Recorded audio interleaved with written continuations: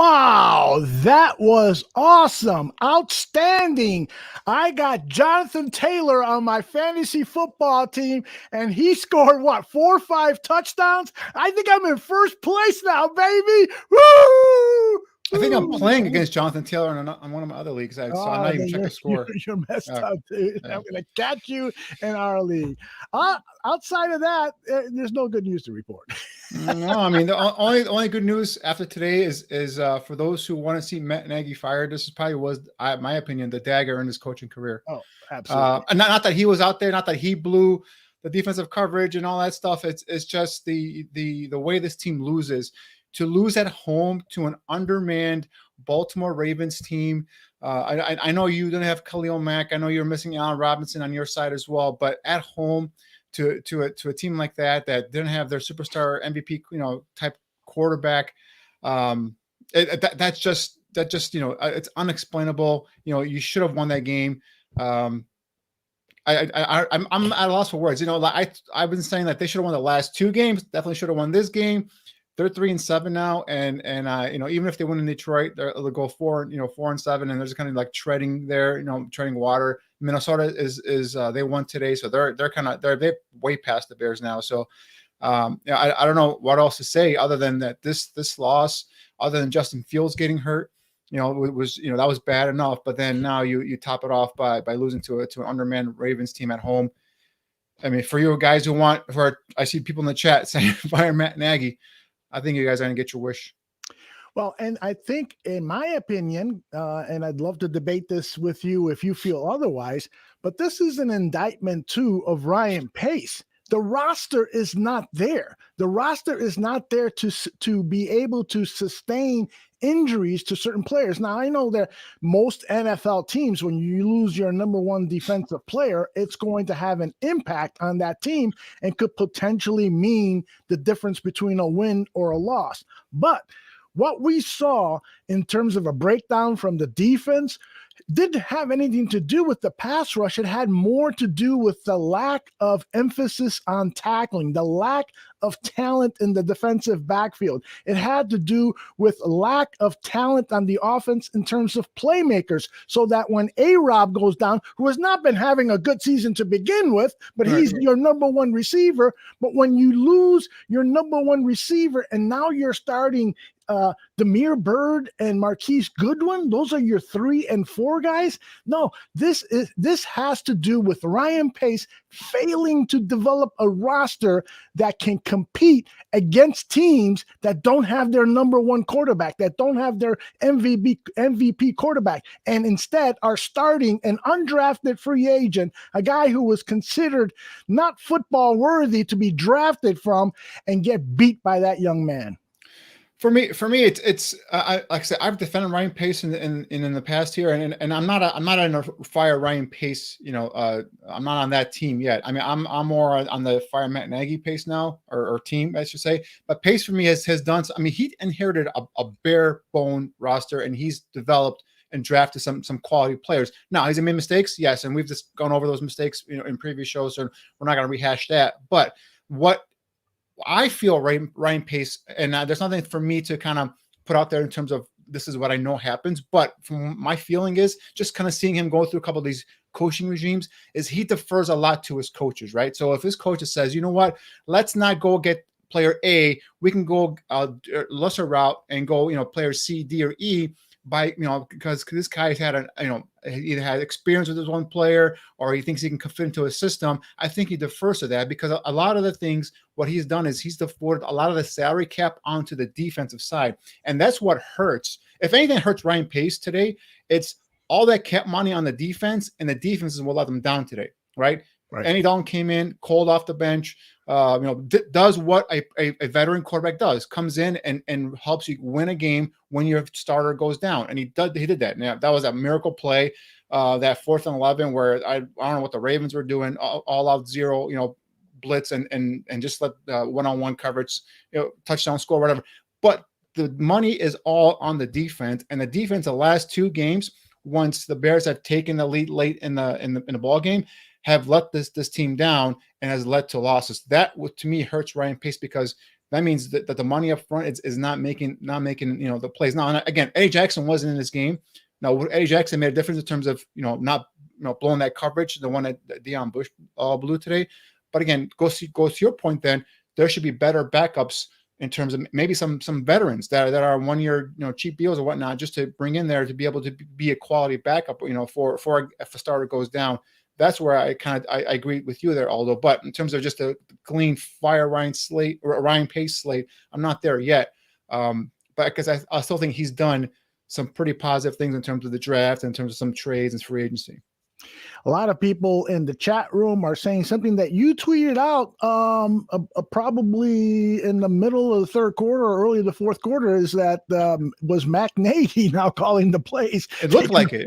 Yeah. So Nagy calls the plays for Andy Dalton because and one thing I didn't like about the play calling in the first half is David Montgomery only had 9 carries, I believe, at that time. And for whatever reason, they feel like when Montgomery's playing, they cannot give the ball to Khalil Herbert. Why not go with a 1-2 punch of Montgomery and Herbert and use that running game? That is your identity on offense. Let's go ahead and hold on to the football. Let's continue. I know there are plays where they're losing 1 or 2 yards, but you got to keep pounding the rock and get in there. And then sooner or later, you're going to bust a big run here and then work your passing game off of that. But yeah, when Dalton got in there, you saw Nagy just put the headset on, and all of a sudden you got the play card. And so what? So Dalton only runs the plays that Nagy wants to call, and then Fields runs for Bill Lazor. It just a total mess. It's just a total mess. This is not a way a NFL franchise should be run. Where if one quarterback is in there, I'm calling the plays. If another quarterback's in there, you call the plays.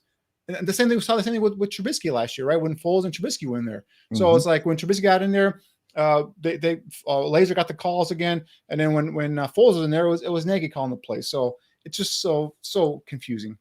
There was, sticking with the play calling, there was a lack of rhythm, even in the first half with the play calling and throughout the game, with the exception of 1 or maybe 2 series in the entire game. And so that is concerning. But part of the lack of rhythm had to do with player mistakes. Darnell Mooney dropping a couple of passes in the first half, and Justin Fields not seeing the running back to his left and instead decides to run upfield when he could have easily flicked it to his running back. I believe it was David Montgomery, who was wide open and easily will have picked up the first down. Those types of things are important to point out because, like Sean Desai said, you can have the best scheme in the world, but if the players don't fulfill their responsibilities of getting off blocks, of making the catch, and blah blah blah, then it's going to be awful. And that's what happened today. It was poor scheming plus poor execution. So initially, and that's a play that Justin Fields got hurt on too. That's the one where I think he saw Montgomery, but I think he felt like he had a better opportunity just holding on to a ball and getting the first down. Obviously, that was a bad decision. So I say that's more bad decision making than actually not seeing the player, because he pump faked to him and then decided to hold on to the ball. And he thought maybe he can get the first down. Now, obviously, hindsight, not looking at the replay, if he tosses it to Montgomery, you have it right here on the screen here. He gives it to Montgomery there. There's no one around him. It's easy first down, and he doesn't get hurt. So, that's the double whammy right there. So, but yeah, offensively, there was no rhythm. I just wanted them to be run heavy, and they really weren't. They had nine rushing attempts by Montgomery at halftime. Justin Fields had nine passing attempts. So they're a little more evenly balanced, if you will. But so I just want to rely more on Montgomery and mix in a little Khalil Herbert, and they're not doing that. And that was a little disappointing to me. But yeah, the first half was a little disjointed in terms of there were some nice, plays by Fields in terms of throws downfield to Mooney. But then after that, it was like, it was here and there. It was like, there was a sack. And the one thing by Fields he has to correct is he's got to protect the football. First of all, that first drive, that 3rd and 5 play on that first drive where they toss it out to Montgomery, who loses 2 yards, and then subsequently Santos misses that 40-yard field goal. That's 3 points right there. And then that second drive where they were kind of moving the ball down the field, and then obviously Fields gets hit and the ball comes out and it's a fumble and they recover by the Ravens. So those are 2 potential points scoring drives that go for 0 points, and that of course now puts the offense on its heels. The Ravens luckily weren't doing much in terms of what they were, offensively. They only had 3 points. up to that point. So it wasn't like they were getting, kind of running away with the football game. So the Bears could have still stayed patient, could have still, kind of, used the running game to go ahead and get downfield again. But again, it was just helter skelter and just, like some plays would work, some plays wouldn't work. And then it was like 3 and out. And it was just an ugly game. I think you tweeted out that this was one of the uglier games at halftime. And I just felt like that. I just felt like, the Bears were letting this undermanned team, on the road, feel like, they have a chance to win this game and pull it out. And sure enough, the Ravens showed why they, John Harbaugh is one of the better NFL coaches, in the NFL, comes into a opposing, opponent's home stadium, a game that the team must win, and comes down, squeaks out a victory with a, backup quarterback and him missing, a couple of starters on offense as well. So, that just tells you, for me right there, that shows that coaching is very important in this league. Indeed. And 4,000 Clovers asked for it, so he's going to get it. Here it is. Get your shit together. Get it all together and put it in a backpack. All your shit, so it's together. And if you got to take it somewhere, take it somewhere, Take it to the shit store and sell it. Or put it in a shit museum. I don't care what you do. You just got to get it together. I think I'm going to update that cartoon and add Ryan Pace. Who else should I add? Well, I mean, people I'm sure want Ted Phillips in there, but I'm not sure how much of an influence he has on football operations. We'll have to, that's always a mystery around Ted Phillips. Is he involved in decision making or not? But the other thing is, like, all right, guys, so now we're 3-7, right? They're probably cemented themselves in a top portion of the first round in terms of the draft pick that they're not going to have. Right. So now there's going to be all this talk about Justin Fields. Is he injured? In terms of how bad is his injury? Is he going to start Thursday?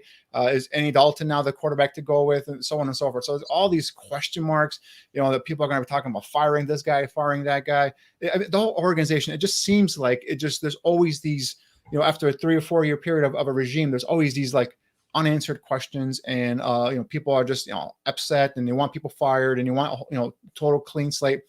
But it sucks every time you clean slate, because now you're starting all over again. You're bringing new coaches, you're bringing new schemes in possibly. Now you're going to have to start drafting for your new coaches, and so you're starting all over again. So it's like back to ground zero. And it's like, as a fan and as an analyst, you're tired of keep going this cycle over and over again every 3 or 4 years. So it's become something that unfortunately has become part of our football culture here.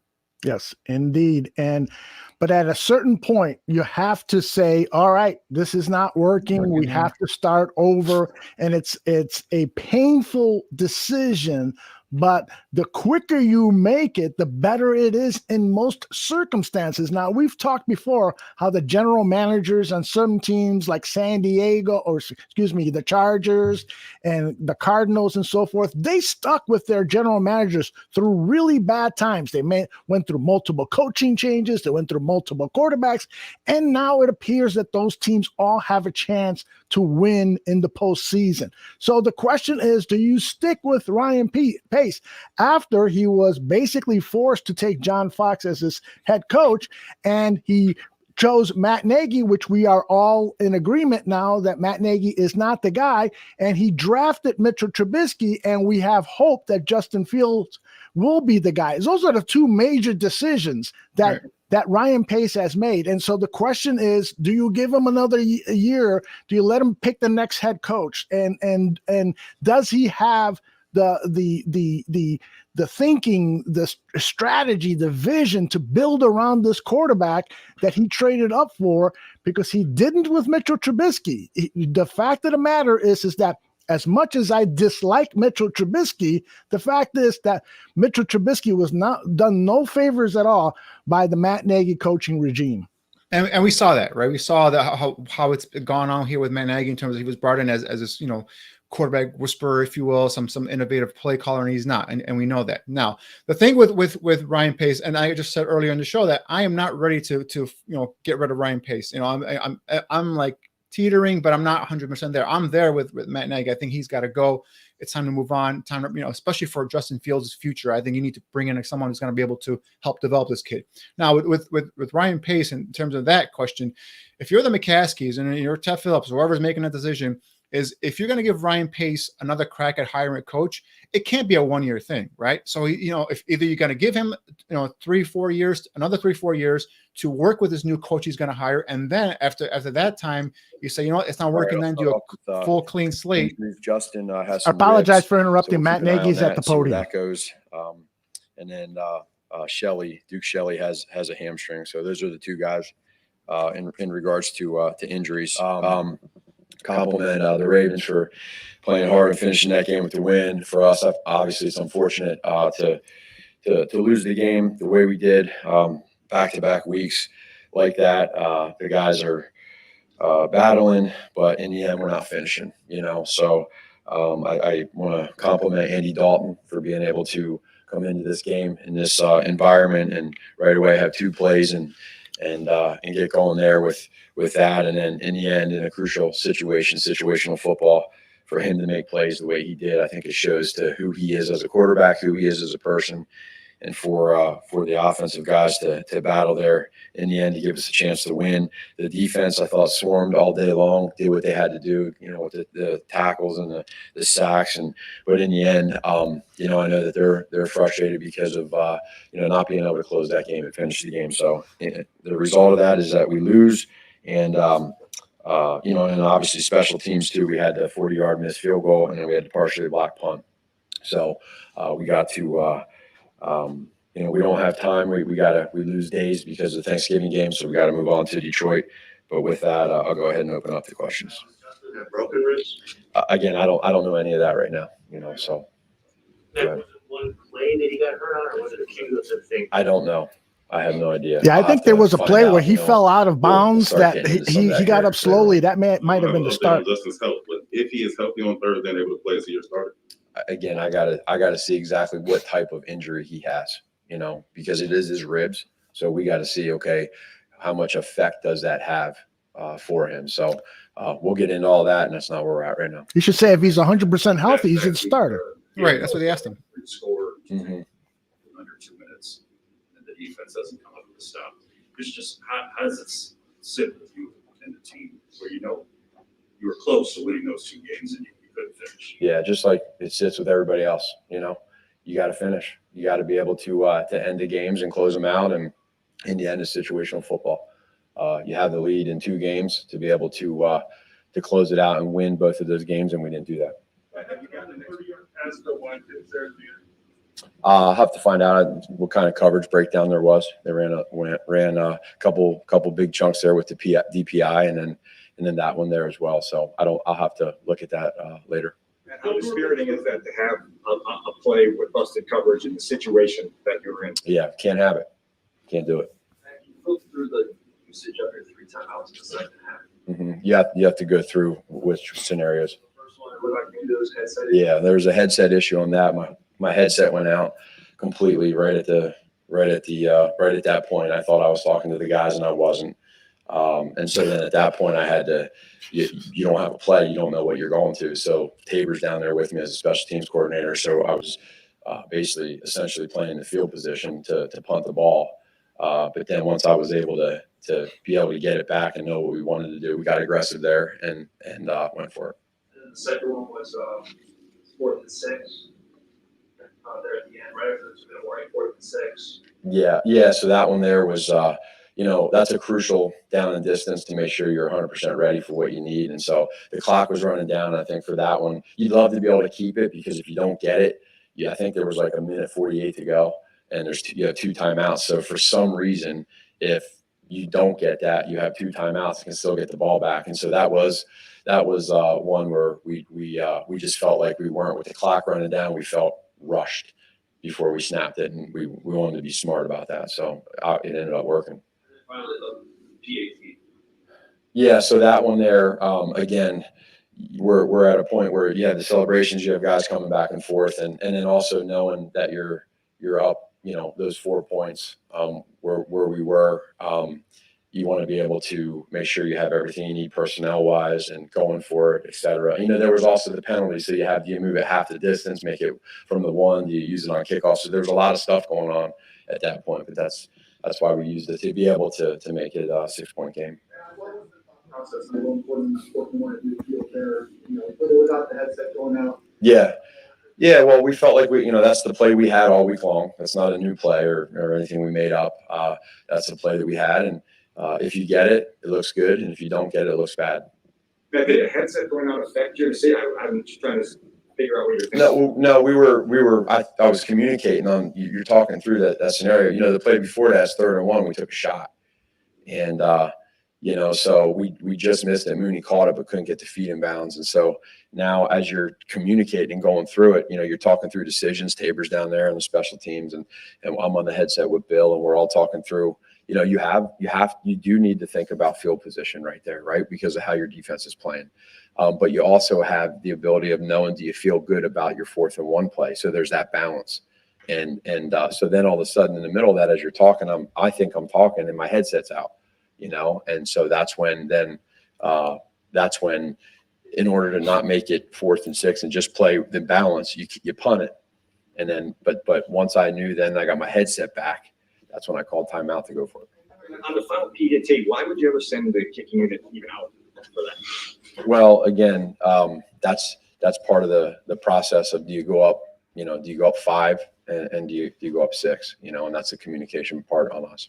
Going into the 3rd and 1, when you take the shot down the field, when you make the play call to take the shot, you're assuming that we're in 4-down territory right now. You just weren't able to communicate that. No, there's you can take a shot and get it, and again you can take a shot and not get it, and then it's you decide, okay, when you're in that position right there, what do you want to do? Do you want to go for it or not? Like, to take the shot, were you already thinking, if we don't hit it here, we're going to go for this on 4? We were in the middle of talking through that, and then the headset goes out. Matt, is there any thought that regardless of how badly or not badly Justin is hurt, that maybe he had his run, maybe it's time to let him chill on the bench, make Dalton the starter? Again, I'm not getting into any of that. Justin's played his tail off, and he's played really well. So all the stuff about Justin's done everything that we've asked him to do to be able to grow as a quarterback.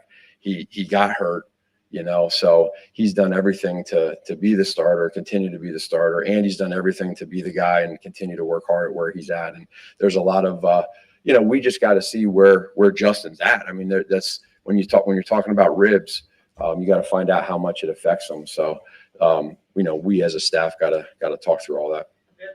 The 2 defensive breakdowns in the final drive, I know you don't know exactly what happened, but is that just pressure forcing those mistakes? Because until then, they hadn't been making a lot of big plays. I don't think so. I think situationally, you're at a point right there where you got guys in there that got to be able to communicate. And again, I gotta go back and find out what the calls were and what the bust was all about, or if it was just a good play by them, and talk through that. And the first half, Justin didn't really resemble the guy who played in the second half against Pittsburgh.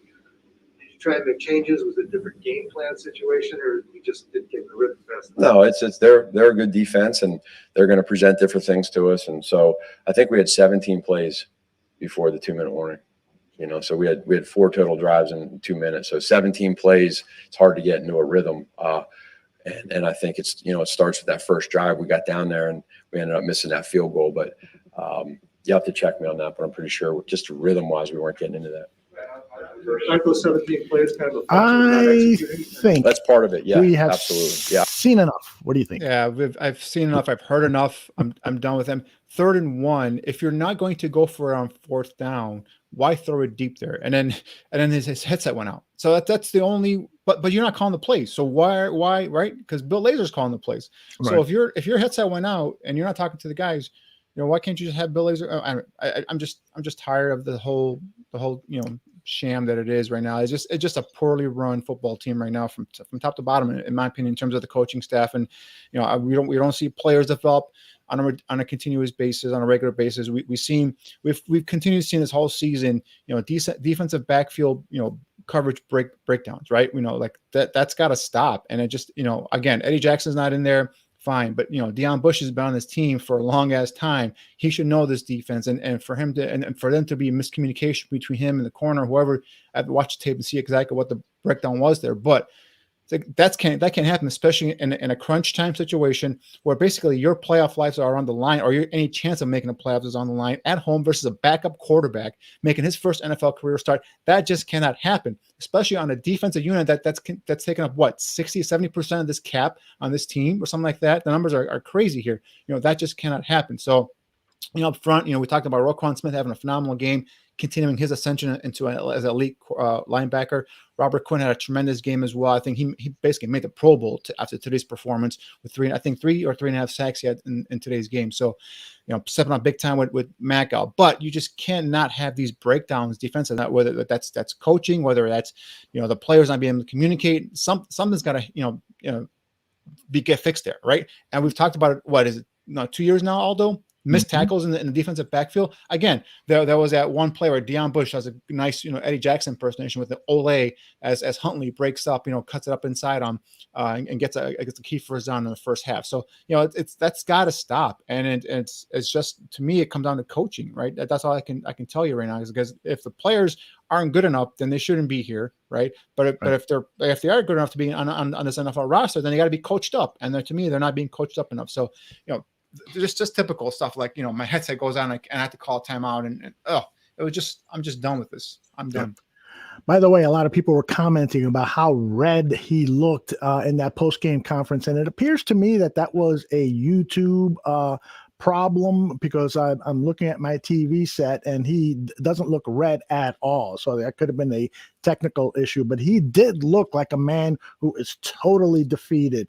Once you listen, I'm sorry, go ahead. And a lot of comments in the field, in the chat room, are about his mental health, because it's clear that this guy, he cares. He wants to be a great coach. He wants the Chicago Bears to win, but he is just not good enough. There's a great movie about Amadeus, the famous composer Mozart, and this guy, he could write symphonies, while he was having sex with women. They show that in the movie. And there was this one guy named Solaire where he realized, I can't do what this guy does.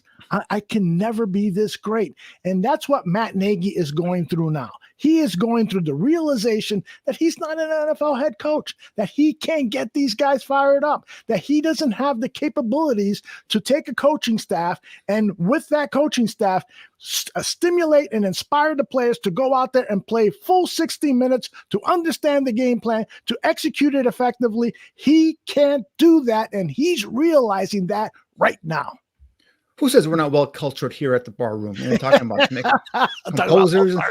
Mozart composing. Anyway, during sax, whatever. Anyway, so no, but I'm gonna pull an Aldo here. I'm gonna actually make a prediction, guys, and I'm not into the prediction business. But if the Bears go up and lose to Detroit on national television on Thanksgiving Day, Detroit gets their first victory of the season to the Bears. You have that kind of somewhat, like, I don't know if it's a mini bye week, if you want to call it. That might be the time where the Bears might actually break from previous tradition and might fire Matt Nagy, because now you're talking about a 7-game losing streak, right? We've talked about this. The third year in a row, the Bears have had 4 or more game losing streaks on back-to-back seasons. That cannot happen. You cannot establish a winning culture when you're continually losing 4 or more games for 3 seasons in a row. So if they go up to Detroit and they lose to the Lions, again, the Lions are 0-8-1, but they are a team that plays hard, right? They play hard for their head coach. They're not very talented. So they go up there on national television and they lose to Detroit. I think the Bears make a change. If they fire Matt Nagy, I don't know if they're gonna keep Ryan Pace after the season, but I think they're gonna fire Matt Nagy, and I think they'll install, whether it's Mike Penn, whether it's Bill Lazor as an interim head coach, if they lose that game in Detroit. That's my prediction. I wish I would have made that prediction instead of the prediction I made, because yours is looking a lot better than mine was proven to be wrong. Because, I mean, right now, if you lose 7 in a row and you lose to the Lions on national television, especially if they get, I don't think they're going to get blown out, but if they, just say they lose the game, that's the Lions' first win, and it happens on Thanksgiving Day. Everyone's watching. I think that's when they're gonna say, you know what, let's go ahead and just cut the cord here. We're gonna do it at the end of the season anyway. This year, we've talked about it, Aldo. There's that new rule where you could now, if you fire a head coach during the season, the final 2 weeks of the regular season, you could do Zoom interviews with potential head coaching candidates. Might as well get that ball rolling as well. Now, then you have to decide if you're the McCaskies. We were kind of talking about this earlier before Nagy jumped on here, was if you're the McCaskies, do you trust Ryan Pace and keep him in that position to go ahead and make the next hire as head coach? If you don't, if you have any reservations, don't say, oh, I'm giving another hire, and then if a year or two doesn't work, I'm going to cut ties with Ryan Pace. No, it can't work. There's got to be lockstep in terms of the general manager and the head coach. If you don't trust Ryan Pace, fire him at the end of the season, and now hire yourself a general manager who's going to go out there, hire a coach, and now they're both on the clock, on the same time clock. Yep. Foster Cover says that, and back in January, he said the Bears would win 4 games and that I was not happy. Yeah, I'm not happy by any of those dismal predictions, but you were right. and no, I think they'll win more than 4 games. I mean, again, I'm just saying, like, you know, coming up, see some of these games now, like towards the end of the season, we don't know who's going to be playing for what. Some of these teams have to make things clinched, so we'll see how I think they'll still have a chance to win more. See, here's the thing. I'm not sure the Ravens team that played in Soldier Field today, I'm not sure that's better than the Lions team we'll be playing on Thursday. The Lions have a better offensive line, so whoever is at quarterback for the Lions is probably going to get better protection, and Quinn won't get his 3.5 sacks. I think that they've got a better running game than the Ravens, you know, without Lamar Jackson, of course. And, you know, the defense is not great, but I'll tell you one thing, the Lions, they play harder than the Chicago Bears. Right. And their Thanksgiving game is always like their quote unquote Super Bowl. So, you know, they're always up for that game. They're always play tough in that game. And again, we'll see what happens of Thanksgiving. But I think if they lose that game, that's 7 games in a row now you've lost. And I think at that point, just cut the cord with Matt Nagy and see if Bill Lazor can do anything to kind of save face towards the end of this, you know, the second half of the season. Right. I have not updated the schedule, so I'll just show you it with my little spaceships, which denote lights, which denote prime time or nationally televised games. So, but the reality is that we have not won a game since week 5 against the Raiders. We've lost week 6, week 7, week 8, week 9, and now week 11, and potentially now week 12. And then we get into the last third of the season where the Cardinals, who have not been playing well lately, but you got to believe that team is going to bounce back once Kyle Murray is back in the lineup and healthy. And the Packers, the Vikings, who looked good today. I'm not sure what the final score on that was, but I know that they were leading. They won. Packers won on a last. I'm sorry. Vikings won on a last-second field goal. Well, look at that. Oh. Let me decline this. My father-in-law is calling me to talk about the Chicago Bears. He needs to get on YouTube and watch the show. I mean, that was Virginia McCaskey calling and see if you want to be come and apply for a general manager position. That's right. And then, you know, the Seahawks, I'm sure they'll be playing better football than we saw them in their last game. Russell Wilson's return from injury didn't look ready. The Giants, a possible victory, but I got a feeling that they're not going to win any of these games against the NFC North teams if they lose against the Lions week 12. So if you just let's play that out there real quick, right? If you lose against the Lions, that's a 6-game losing streak, right? Now if you lose to the Cardinals 7, Packers 8, Vikings 9, Seahawks 10. So a 10-game losing streak at that point. I mean, the teams, you know, if they're not already, they're demoralized. I mean, there's absolutely nothing to play for.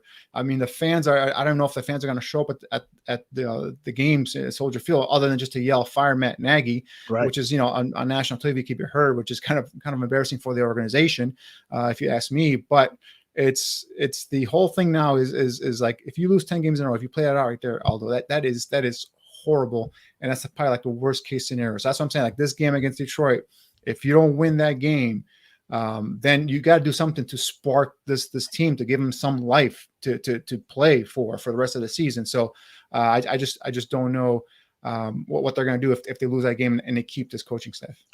Well, and you know, I saw Virginia McCaskey after the Bears scored a touchdown, and she looked so happy, and I was so happy for her. But you know what? The problem with this team could be starting with her, because she's such a kind soul. She's such a nice person. She probably doesn't want to fire Ryan. He looks like a grandson. Matt Nagy is such a good boy. He wears that funny hat, even though he's bald-headed. Those are probably the things that she's thinking about. And, you know, Virginia McCaskey needs to come out there. Like George McCaskey said, she's pissed. No, she needs to get really pissed. And she needs to be throwing stuff around and telling Ted Phillips and her son George, clean house, do something. I'm sick of going to all these games. I get on a plane, I travel, we're getting embarrassed. I'm sick of people laughing at us. I'm sick of it. It needs to start there. And that's probably wrong for me to even bring her into this discussion because she doesn't have any of the say over football decisions. But I do know that they do listen to her. And if she is angry, they're going to try to please her any way possible. And if she's pleased by the firing and overhaul of the decision makers at Halasaw, then maybe that's exactly what we need from Virginia. Yeah, but and then that's fine. And then one of the chat people in the chat just mentioned, like, if you're going to fire him, who are you going to hire next? And that's a key thing right there. Is you got to make sure you have the right people to make the correct hires, right? We talked about it before. Chris Ballard was ready to take this position. He was ready to take this job. It was an organization he worked for, he loved, but they wouldn't let him have full reign, which means get rid of, I think the stumbling point, correct me if I'm wrong, Aldo, was Jay Cutler's contract. He wanted to get rid of Jay Cutler just clean house completely. And I think the Bears didn't want to do that. They wanted to keep Cutler for at least one more year because of the guaranteed money, so on and so forth. So you can't, if you're going to correct this, you got to first go make the hire and give that person full autonomy over football operations and decisions. If he wants to cut this player and that player, so on and so forth, you're going to have to, kind of abide by that. So the only thing is, if you bring in a general manager right now that doesn't like, for example, Justin Fields, that's going to be difficult. We got Andy Dalton. He's looking red on YouTube, but not red on my TV. We got him at the podium. I don't know any details. Excuse me, you got to call it up here. How do you perceive prepare to start on Thursday? I prepare the same way I prepared this whole year, and so if I'm starting, I'll be ready to go. And you did Thanksgiving last year with the Cowboys, right? I did, yes. What did you learn anything then about how to turn something around in 4 days to play, and is there anything to put in practice? Yeah, I mean, everybody gets a Thursday game. Everybody's got to have the quick turnaround. I think that's the big message for this team is you can't let this game affect Thursday. And so we got to move forward. We got to get ready to go and enjoy the game on Thanksgiving. All right, thanks everybody. Thank you. Sorry, caught it too late. But I'm sure he didn't have anything interesting. Yeah, I'm sure we didn't miss much there. Yeah, we didn't miss much either. Yeah, but it's just it's this game against Thanksgiving. I would think, right, if Justin Fields, we've seen him. He's a tough kid. He's come back from broken ribs before, and then that playoff game with Clemson versus Clemson for Ohio State, and he's played through it. So to me, this is probably a bigger injury. A severe injury, I should say, and something that I just don't. If he can't come back in today's game, he's probably not starting next week. Is my thinking Thursday, especially on short rest there. George said that Donald Trump needs to buy the Bears, and Mule says Aldo and Dan would have a heart attack if Trump bought the Bears. All you need to do is go back in history and see what Donald Trump did to the USFL. He didn't just ruin the team he owned; he ruined the whole entire league. So you talk about organizational suicide. Away, bring in Donald Trump. You talk about organizational suicide by bringing Donald Trump in this. But hey,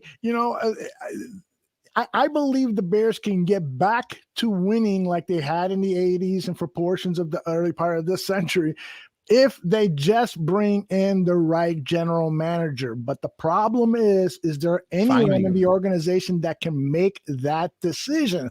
Right now, the proof is that they cannot, and they just cannot. In fact, even when they won in the 1980s, I don't think they really had a general manager because Jerry Vanisi was fired and there was a power struggle at Halasaw. And then they went through years where they didn't have an official general manager.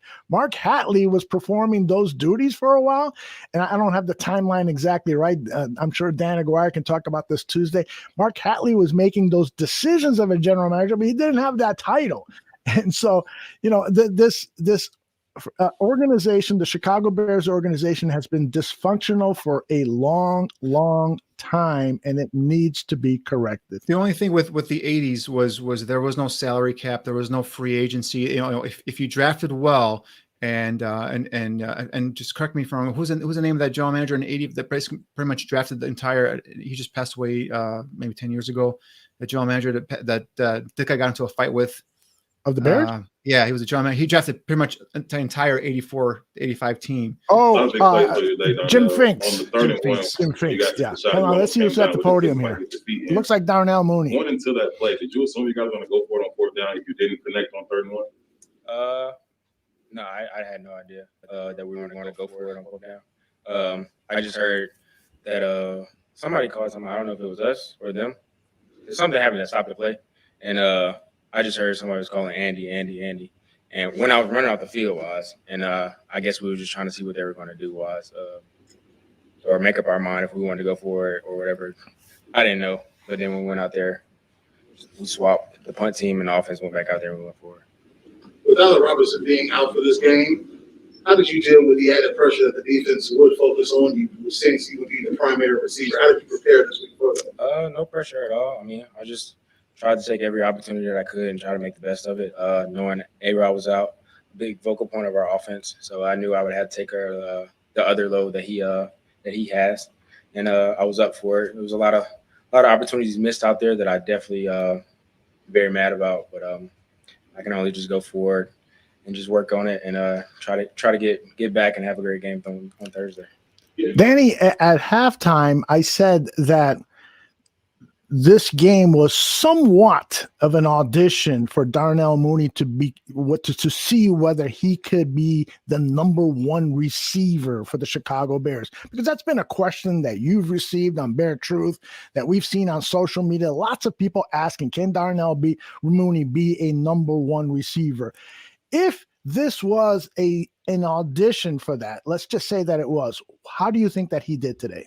I think, he had a great game, 5 catches, 121 yards, but he had a key drop on third down in that first half that would have extended a drive there. And number one receivers make those kind of catches. Now, there was another catch. He almost made a spectacular catch on the sidelines that are one-handed grab that if he had held down to the ball, his elbow hit in bounds, it would have been a big gain there, but he dropped it, unfortunately. Again, it would have been a tremendous catch, not knocking him for dropping that. But I'm just saying, I think he's better suited right now as a complement number 2 receiver. You still need a number 1, alpha male, if you will, on opposite of him to be able to kind of draw much of the attention. Now, we talked about Allen Robinson and the down year he's having, but he was missed out there today, guys. There was a third down play throw that Justin Fields threw. It was an out route, and he threw it to Marquise Goodwin. There wasn't much separation there, and then Goodwin kind of didn't make it far enough out to the boundary where Fields threw it. And I think if that was Allen Robinson, a veteran that knows how to run those routes probably better than a guy like Marquise Goodwin, who's just primarily in his career has been used as a vertical threat downfield. I think that might have been a situation there where he could have probably got another first down. So again, you need a number 1 guy opposite of Darnell Mooney just to at this point right now in his career. Now, could he probably maturing and continue to get better? Sure, and get a little more consistent in terms of making those easy catches like that third down play that he dropped. There's a couple of times this year as well where he dropped some balls there where he probably could have caught him. So again, young guy, only second year in the league. I still have high hopes for him. I still think it's a nice find by Ryan Pace, right? And I think this is a guy that can be a premier, prominent feature player on offense. Just I'm not ready to call him a number 1 receiver right now. So, but just kind of real quickly, go touch it back on what we talked about the 84 team and 85 team. Jim Finks did much of that drafting back in the 82, 83, 84 draft. So that team was pretty much set in terms of the draft. So there was no free agency. There was no, this movement, that player movement that we have now in the NFL. So it was a little bit easier there to kind of, if you draft really well in multiple successful years, you're going to have a nice core to build on and kind of ride that wave throughout the 80s. And that's basically what the Bears did there. So, and Ditka was obviously the coach there, and, they didn't make many coaching changes, but this NFL now, player movement is the way we've seen teams go from, 5-11, top 10 picks to next following season being 11-5 and being, a number 1 or number 2 seed in the playoffs. So, quick changes can happen in the NFL if you hire the right people. So if you hire the right general manager, for example, to come in and he hires a right head coach, and the right head coach makes the right coaching hires, and then next you have a team that's young, exciting, and competitive. Just a case in example. I'm not saying they're going to make the playoffs this year, but look at the Eagles, right? The Eagles made a nice under the radar kind of hire in Nick Sirianni in terms of the head coach, and he's taken Jalen Hurts, a quarterback I know you like coming out of Alabama. I had some question marks about him, and they're competitive. They went there and today they beat the Saints. So I think this is a team that now it looks competitive. Looks at least they have a chance to kind of compete in the playoffs or for the playoffs. And they were a team that was picking in top 6 last year in the draft. Actually, I think top 3 they ended up trading down and back and forth or whatnot. So that's an example. Like, you can quickly change things around in the NFL from year to year if you make the right hire and who make the right decisions, so on and so forth. So this Bears team is not lacking talent, right? We talked about some of the depth issues where if they lose premier guys up front, they're having troubles, replacing them. That's one thing, but they have talent on this roster. Now, is it the most talented roster in the division? No, it's not, but it's better than what it was when Pace and company took over. So that's what I'm saying. Is like, if you keep Pace and he brings in the proper coach who brings in the proper coaching staff, and then now you can build around that and plug and play here with some veteran free agents, another solid draft class, if you will. This Bears team can turn it around. Like, I'm a huge Justin Fields fan. I know people blowing me up on text messages and on Twitter in terms of Justin Fields. It was either right guy. Justin Fields is the right guy. I fully believe in him 100%. I have no doubt. Now, is he to the point? Has he progressed to the point where he's the NFL? He's ready to go. Blah blah. He's fully developed. No, he's not. It's steps, and we've talked about this. It's gradual steps, and I think today again he made some nice plays. Again, he made some decisions where you and I are questioning him with that play to Montgomery, where he could have thrown it to him on the side, could have got the first down. That's the one where actually I think he might, he actually pulled up lame after that play where they tackled him, kind of twisted him. So, decision making still not there yet, but the talent's there. You see the athletic ability, you see the arm talent, you see the ability to kind of feather it between different levels of the defense with touch, deep accuracy. He's got the talent. Now you just got to build around him, right? Offensive line, playmakers on terms of the outside, a receiver. I think your running backs are set. So it's just now that. And now the other question for you, if you're Ryan Pace, if you keep this job, is what are you going to do with your defense? You have a lot of your money invested in that defensive line, right? A lot in that, some of the safeties, some of the corners. Well, not much corners, but safety and Eddie Jackson. Now you got to you got to pay Roquan Smith. He's coming up here on a contract. Now maybe do you cut bait now with Akeem Hicks, right? Let him go walk and put some of that money towards a Roquan Smith. Do you reevaluate Eddie Jackson, right? Is he a guy that you want to keep here and help build around him on the defensive side? But definitely there's going to be some, guys on defense that are going to have to be, let go and some new guys, some new blood be brought in here as well. So again, that's a key decision for Ryan Pace and presumably a new coach to go in and make. So that's why the key hires and the key acquisitions is what can easily turn a miserable season one year into a playoff team the following season. The key thing here is to avoid what happened during Phil Emery's stretch, where he started to pour resources into the offense. And we saw the Bears finally have a really good offense, but the defense suffered, and they brought in Mel Tucker, and those Mel Tucker teams were giving up 50 points a game in consecutive games to the Packers and the Patriots. So we don't want to see a replay of that. This is going to be a really tough situation. I want to ask you about what Foster covers here. It says, Garrett Wilson from Ohio State might be available in that pick 35. Justin Fields' buddy from Ohio State. Wilson's been having an excellent season, 60 catches, 11 touchdowns, almost 1,000 yards receiving. What do you think about that kid? Yeah, I'm a huge fan of Garrett Wilson and Chris Olave, his teammate from Ohio State. But Olave will be gone, right?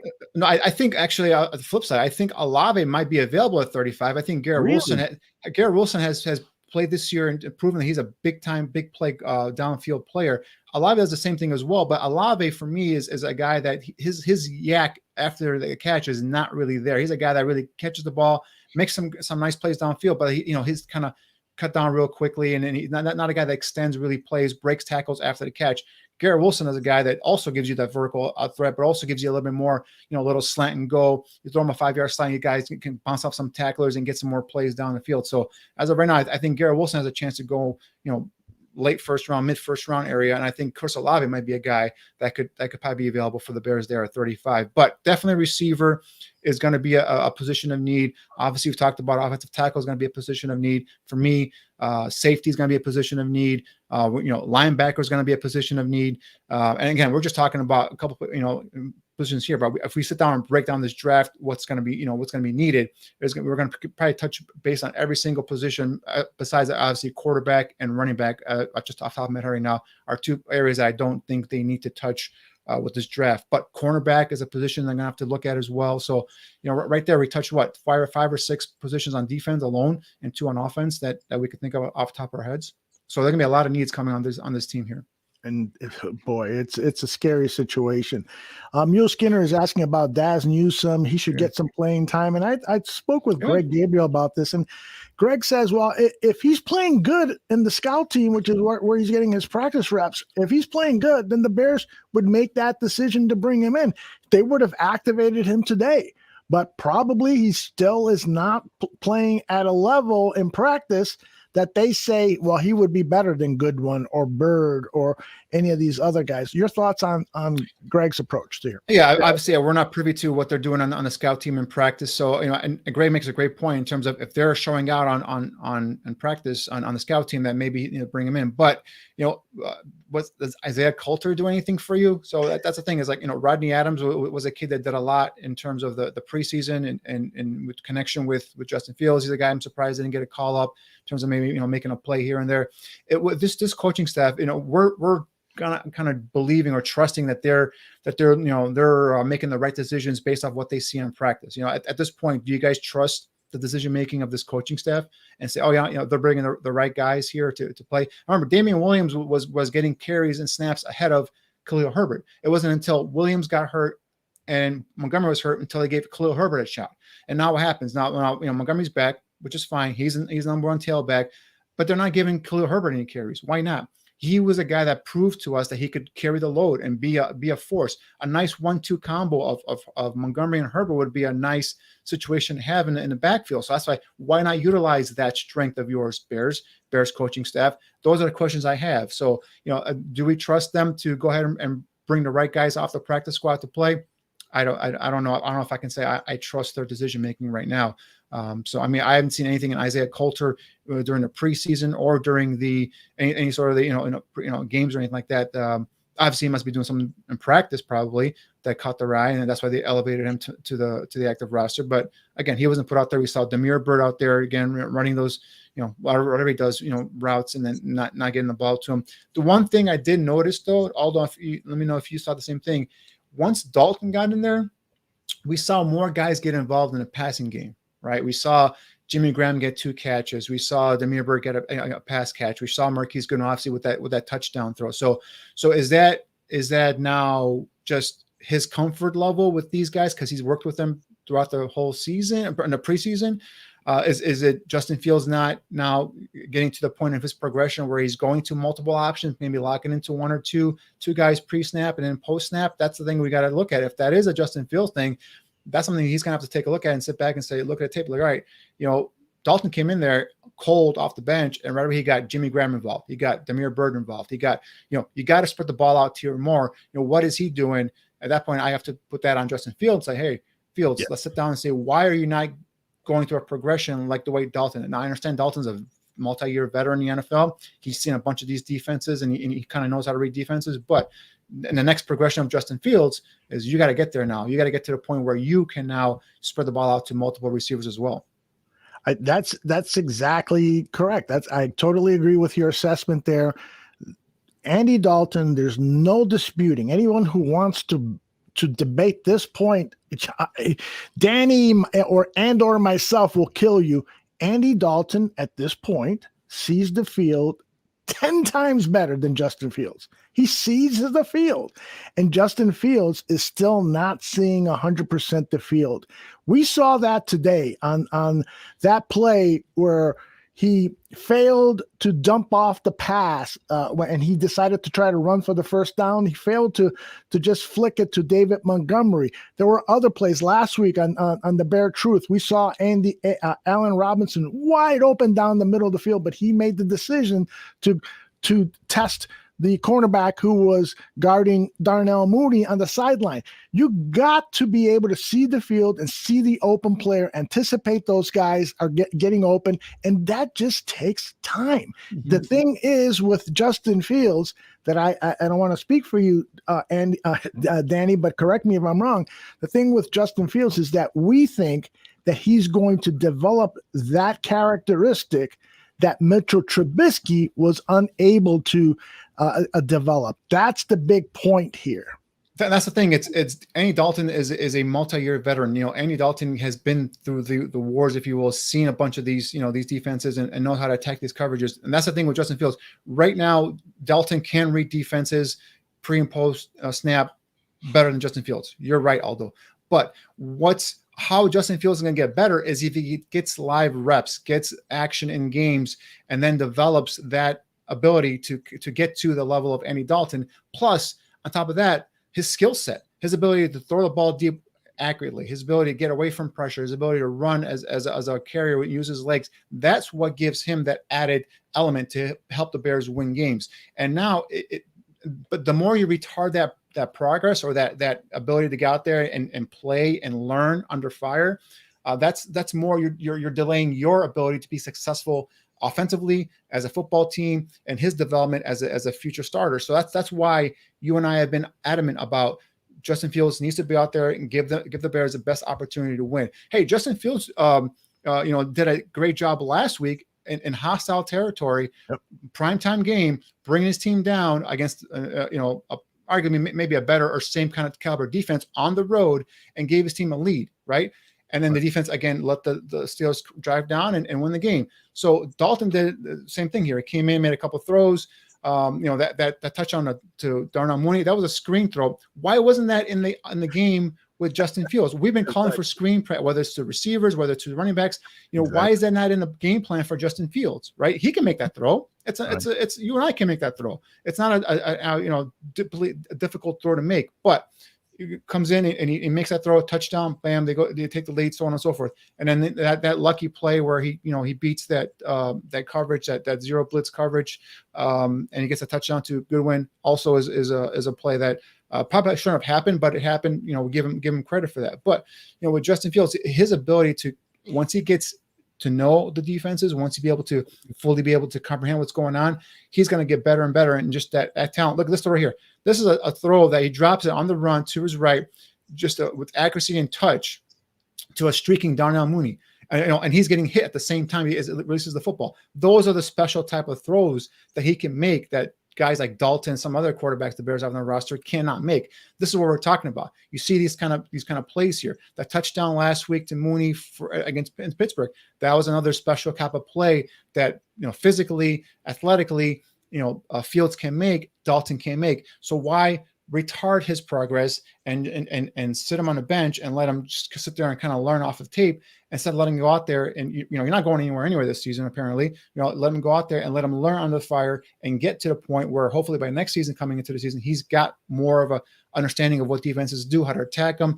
Similar to probably not similar to Dalton because Dalton's been in the NFL for multiple seasons, but just have a better understanding of what to do, how to attack defenses. And I think putting him on a bench and not playing him and kind of running through Andy Dalton out there where you knew he's not the future of your franchise. He's a guy's on a 1-year contract, probably going to be somewhere else next year.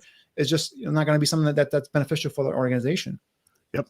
So we're at a point now where while we're still not mathematically out of the playoffs, you have to be thinking at this point that the playoffs are a pipe dream. And so you need to start taking a look at players regardless of whether they've played well in practice or not, but you've got to start making determination on who are some of the guys you can build on.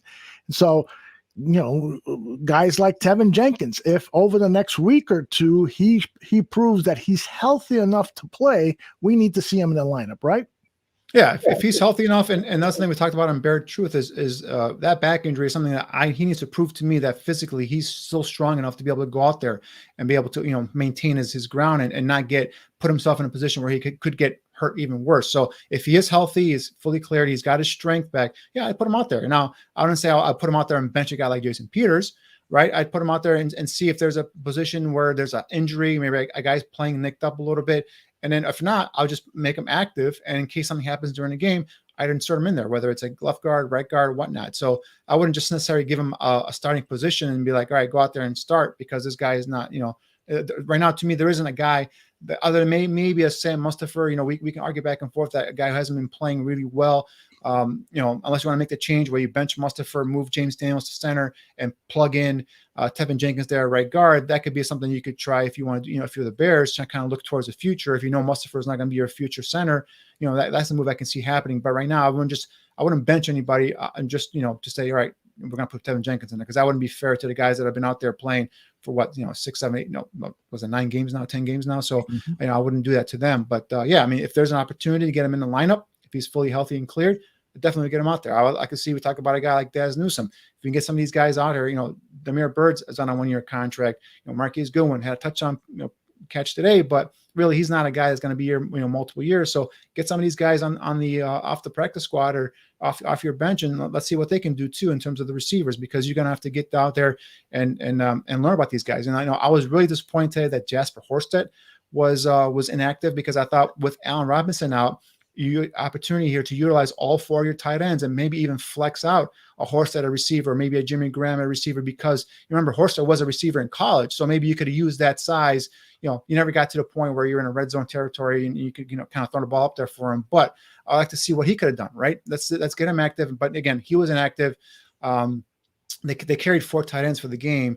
JP Holds was more of like a lead blocker / halfback, if you will, in the game. But so that's the thing. It's maybe special teams was an issue why they didn't dress Jasper Horsted today. Decided to go ahead and go with JP Holds. But guys like that are guys I want to see out there, because like you said, Aldo, 3-7.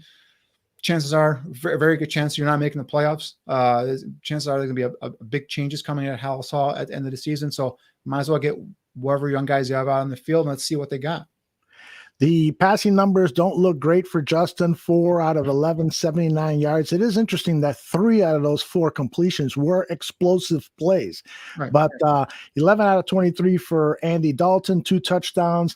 So people in the chat room are debating about Justin Fields and giving him playing time, what you've basically been talking about. And somebody asked, what did Justin Fields learn today? So I'll tee that one up for you, because I could answer that question, but I think you can answer it better. Well, in terms of what he learned today, it was just kind of something that he's got to continue to get better at. Is just take what the defense gives you. We talked about that play on Montgomery. That was a play he could have dumped it off. That would have been a first down, and continue making plays.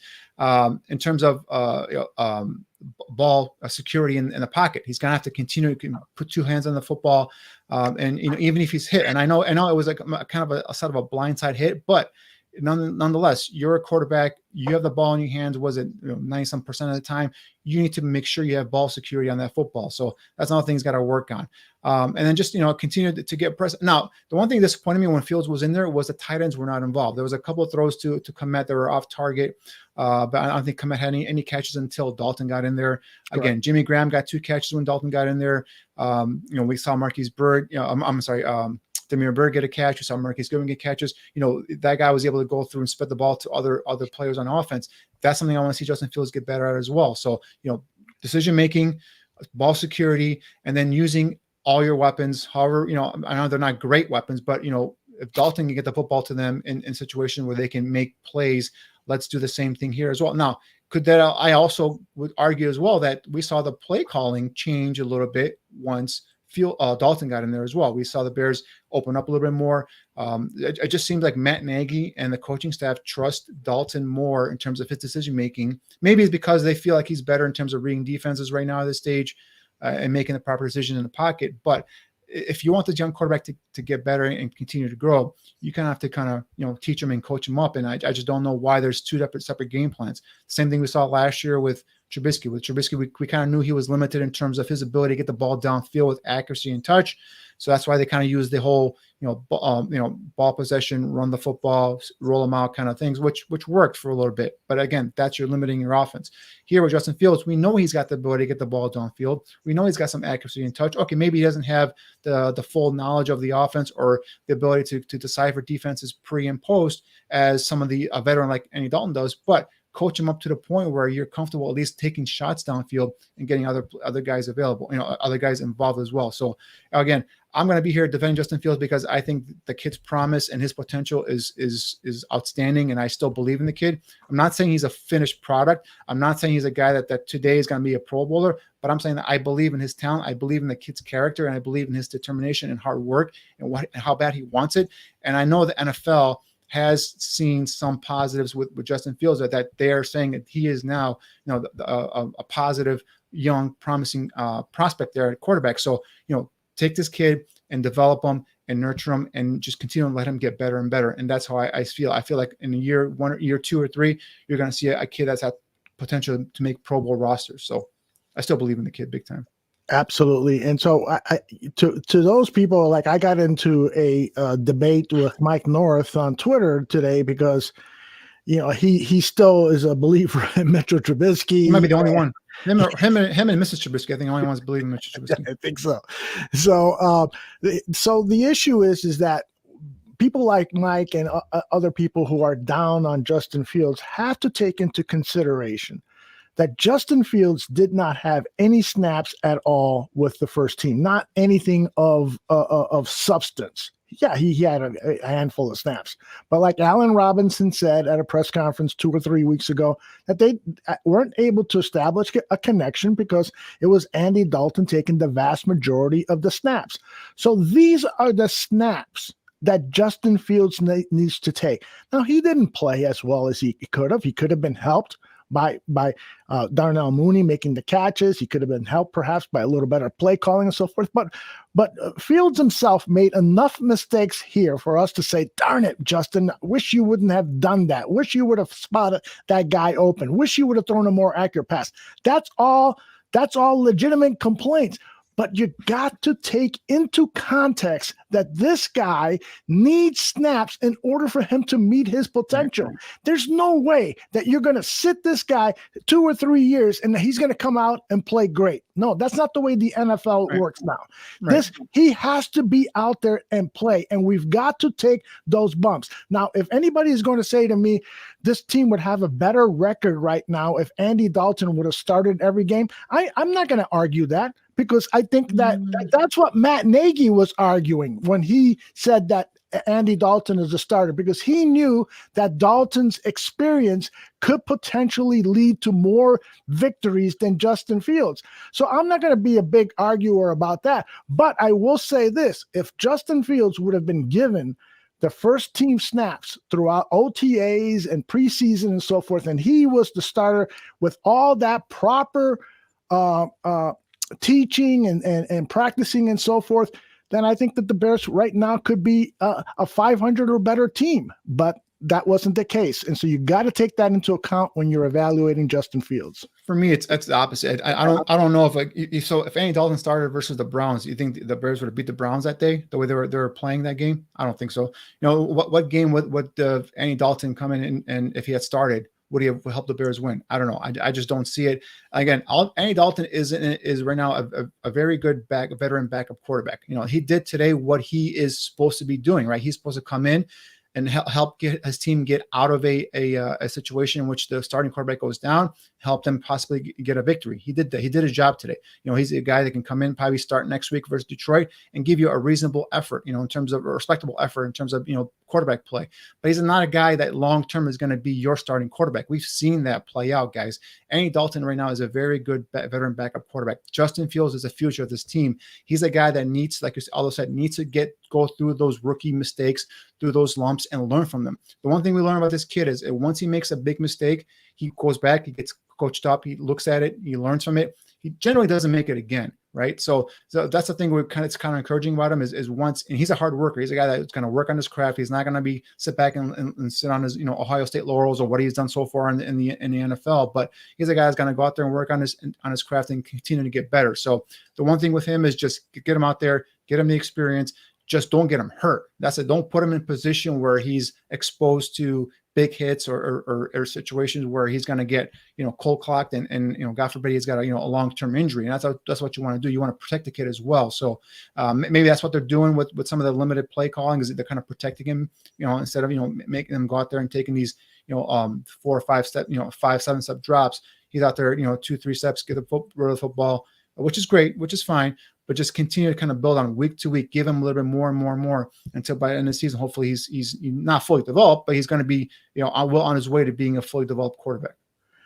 Regarding your example of the Cleveland Browns, that loss was primarily because of the scheme that the Bears offensive coordinator and coach and the head coach brought to that game. They didn't provide Justin Fields with the scheme, but if they would have used that same scheme with Andy Dalton, I'm not saying they would have won, but it wouldn't have been the blowout that it was. And they maybe would have won, because the one thing that Dalton can do that Fields can't do now is to change plays at the offensive line, to make quicker decisions. In that game, I was there at that game, and I told Dan Aguirre when he was complaining about the coaching, I said, well, but you got to be honest. Fields is holding on to the ball too long, and he did that for a number of plays in that game. He didn't know what hit him because the Browns were bringing everything, and the Bears weren't doing anything to protect the kid.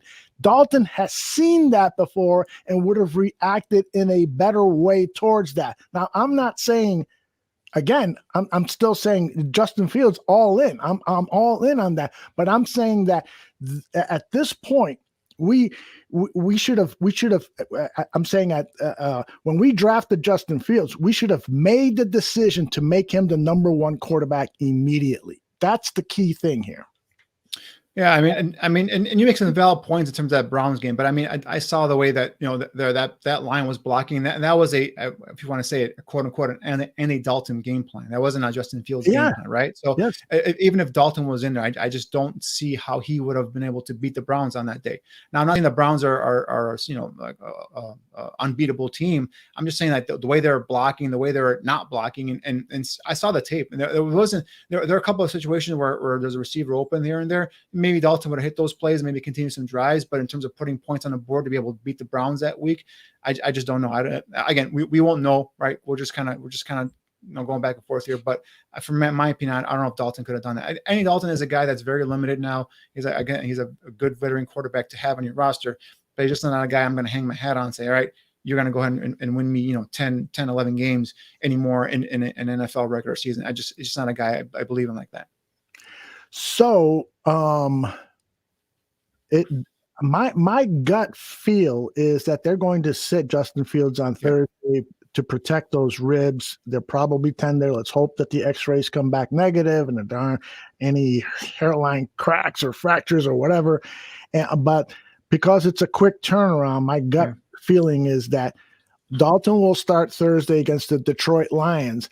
And do you think that Dalton's experience and the successes that he's had in this league, including a victory last season on Thanksgiving Day, do you think that perhaps gives the Bears a better chance to win against Detroit? Yeah, he's a guy, like I said, could come in and he can do he's been in there, seen it. But again, is he going to go ahead and help them will this team to a victory? We'll have to see, because I think that I think I agree with you. First of all, I think he's going to start, because I think if Justin Fields' injury is much worse than we probably know about it right now. Mm-hmm. Maybe if it was a regular game, maybe if it was like a couple extra days to rest up, maybe I could see Justin Fields maybe taking a shot and then suiting up and playing that versus the Lions. But since it's a shorter week, I think Dalton will start. And he's a guy that could come in and be functional behind this offensive line and with this receiving core and possibly put up maybe some, like 17 points or something like that. But is that defense going to be able to hold up versus the Lions? because they weren't able to hold up today at home versus a backup quarterback making his first career start without Marquise Brown out there. We talked about it on Thursday. The Ravens offense has got two key players, 2 key stars on offense: the quarterback Lamar Jackson and that tight end Mark Andrews. Jackson was out, so that's left one end and one guy there, and Andrews was a guy. His final numbers were, I believe, 8 receptions for 73 yards. That might not say that's not a huge game, but that's a game. He was their number 1 receiver, and that was a guy you had to take away. And the Bears couldn't do it. And at the end, I know he Sammy kept Watkins moving the chains. That exactly, was the key thing. Yeah, exactly. And then at the end, Sammy Watkins made that big play off that blown coverage there on the Bears defense. So, are the Bears defense going to be able to hold up? I know Jared Goff isn't great. We'll see if he starts next week. But again, that Lions team plays tough. They're not a team that's going to just. They're 0-8. They might even lost today, thinking they might be 9-1 now. But they're a team that's not going to come on there and lay down, especially on Thanksgiving Day. So can Dalton go in there and lead a victory? Yeah, I could say yeah. But is the defense going to help him? And if the Lions come out motivated and they're flying around the football, I could easily see the Bears get beaten badly, and I can see then the Bears, like I said, make a coaching change. I think it's a brilliant prediction on your part, and I would not at all be surprised if it comes to fruition. Your good buddy on Draft on Tap, Neil Stopchinski, is still at Soldier Field, at least as of 7 minutes ago, and he tweeted this out.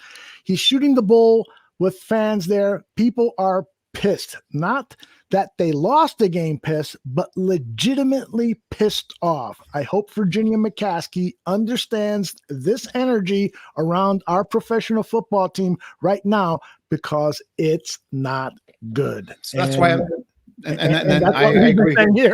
Yeah, that's what I'm saying here. I agree. There's a lot of animosity there amongst the fans, and for good reason. So that's what I'm saying. You go out to Detroit and you lose to them on Thanksgiving Day, and you're going to come back here and face the Cardinals with the same coaching staff. You're asking for disaster in terms of if you're the Bears organization. That's why, just to kind of help Matt Nagy in terms of save him from that embarrassment, because you're going to hear the fire Matt Nagy chants. As soon as he hits the field on that game against the Cardinals, if they lose against the Lions. So just save him from that embarrassment, if you will, and just let the guy go, and let whoever, whether it's Laser or Mike Penn, take over for the rest of the season, just to kind of give that guy some break, because you're not going anywhere. If you're 3-8, you lose to the Lions, you're not going anywhere. Yep. All right, Danny, do you want to make a prediction on the Lions game? Because we are not doing a Bear Truth this week because of the holiday. We've got an abbreviated schedule of Bears programming this week. So I'll throw it over to you. You want to prognosticate a win or loss on Detroit, or any thoughts regarding the game at all? I'll tell you, to me, it's up in the air. And I know, like I said, that they're a Lions team that's winless, but they play hard. And I keep saying that they play hard.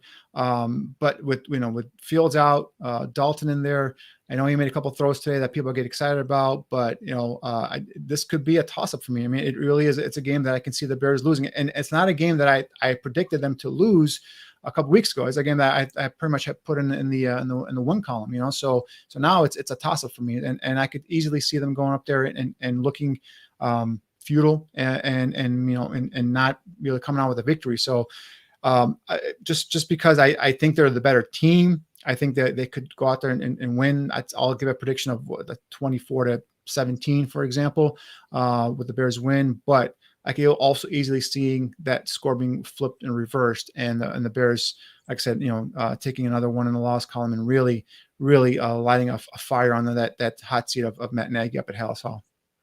I tweeted a number of times today that this was a terribly ugly game, Bears Ravens today. At least it got dramatic towards the end.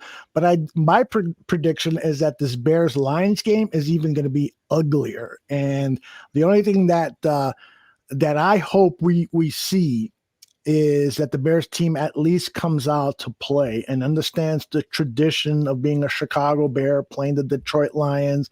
You got to fight them. You got to, make sure that the snot is coming out of your nose when you're tackling people. You got to make sure that you're doing whatever you can to win the game, and don't embarrass the city of Chicago and Chicago Bears fans and the organization on national TV on Thursday, because because that right now is where I think where we're headed.